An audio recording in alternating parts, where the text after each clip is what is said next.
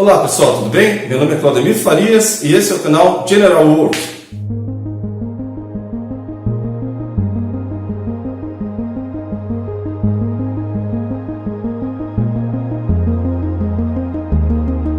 Bom, dando continuidade nos vídeos anteriores, onde a gente falou sobre alguns tipos de suspensões, hoje a gente vai falar a respeito da Double Washburn e da suspensão semi-independente, estudando um pouco mais a respeito. Logicamente, com a limitação de tempo, não dá para abordar tantos assuntos no mesmo vídeo, tá?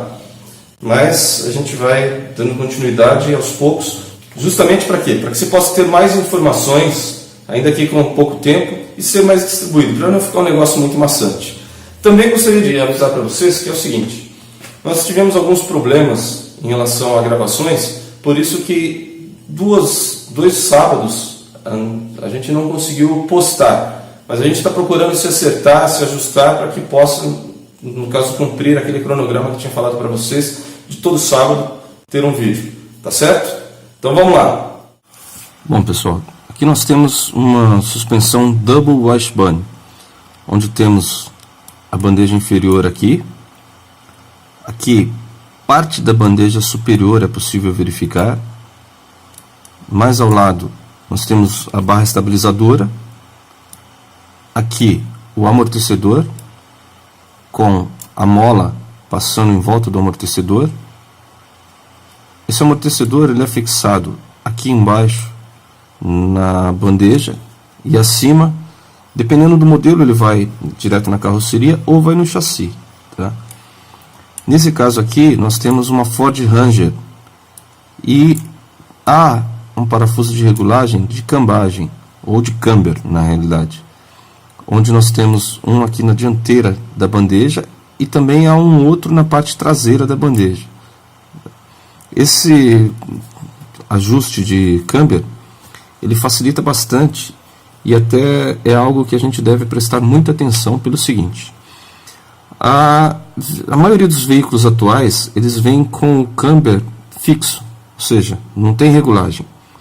Quando você vai levar o seu veículo para fazer uma geometria de direção, ou seja, um alinhamento que é a convergência e divergência, verificar a cambagem, ou camber, e verificar o caster, algumas empresas elas falam que o camber está fora e precisa se fazer um alinhamento técnico, entre aspas.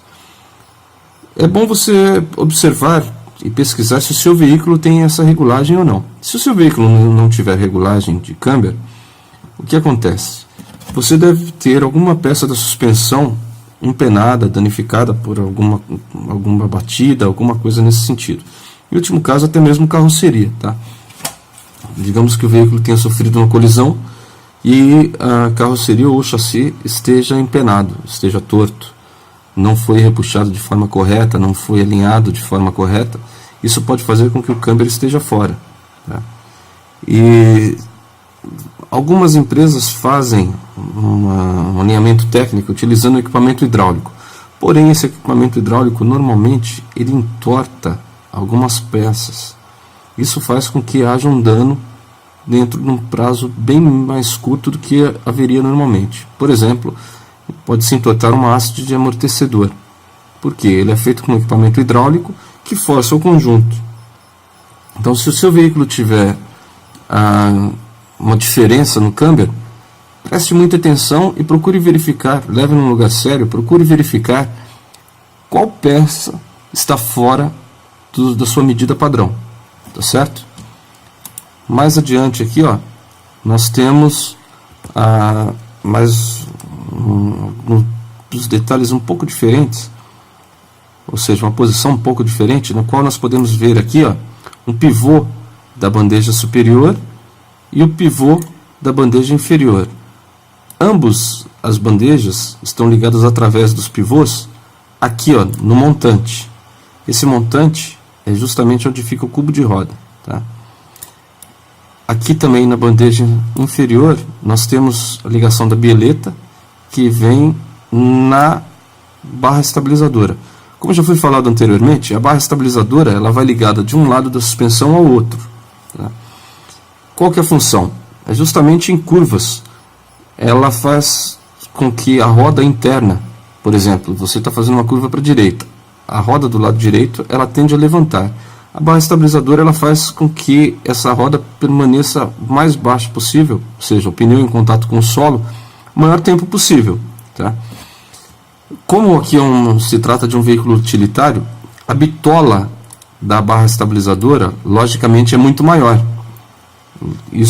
A bitola dela vai levar em consideração o conjunto do veículo. Então, ele é projetado justamente em função disso. Então, num veículo utilitário, num veículo de passeio, veículo leve, logicamente que o diâmetro é bem menor. Nessa outra situação aqui, nós podemos ver mais adiante a mola do amortecedor e a fixação dele acima, passando por dentro da bandeja superior. Nesse caso aqui, é possível observar também uma bucha de fixação da barra estabilizadora. Por que utiliza-se bucha? Como já foi falado anteriormente, também essas buchas são feitas de borracha. Essa borracha ela tende a absorver vibrações e também evitar desgaste. Por quê? Imaginem uma peça metálica, que é o caso da barra estabilizadora, em contato com outra peça metálica, que seria, nesse caso aqui, o chassi. Haveria um desgaste muito grande, sem contar que barulho, e não teria mobilidade ou movimentação como tem no caso da peça de borracha. Tem um detalhe, pessoal, que eu acho particularmente interessante. O que ocorre é o seguinte: muitas pessoas têm o hábito de lavar o veículo com óleo diesel, querosene, solupan, intercap. E tem um detalhe: essas borrachas utilizadas em automóveis, elas não devem ter contato com produtos químicos desse jeito. Então isso faz com que resseque num prazo muito inferior. Tá? Então muitas vezes você tem que fazer algum serviço de manutenção na suspensão do seu veículo, justamente porque tem um desgaste excessivo ou prematuro de peças de borracha. Um dos pontos é justamente o fato de se utilizar produtos químicos nessas peças de suspensão. Então, eu particularmente não aconselho que se lave veículo com alguns desses produtos químicos, tá ok?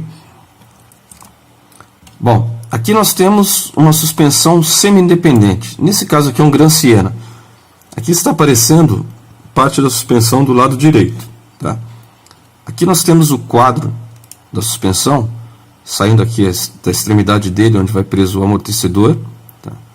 Ele vai dar a volta, vem de um lado ao outro do veículo.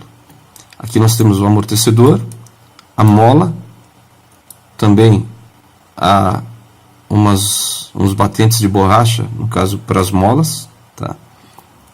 Isso aqui é possível verificar do lado de cá. Mais à direita, nós temos o conjunto onde tem o cubo de roda, vem a ponta de eixo para fixação do tambor, nesse caso, e também da roda. Aqui um outro ponto de fixação, no caso na carroceria, tá? Essa suspensão ela vem presa aqui na carroceria. Como a gente pode observar aqui, ela é composta por uma chapa que fica dobrada.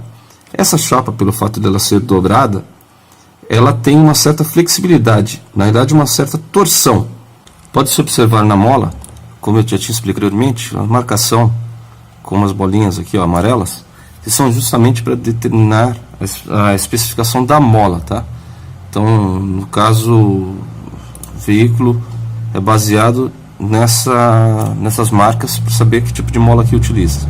Aqui nós podemos ver uma parte maior, onde tem a parte de torção da suspensão, certo? Está ligada de um lado ao outro do veículo, fixado aqui o chassi, a outra extremidade ligada através do amortecedor e mola à carroceria do veículo, né?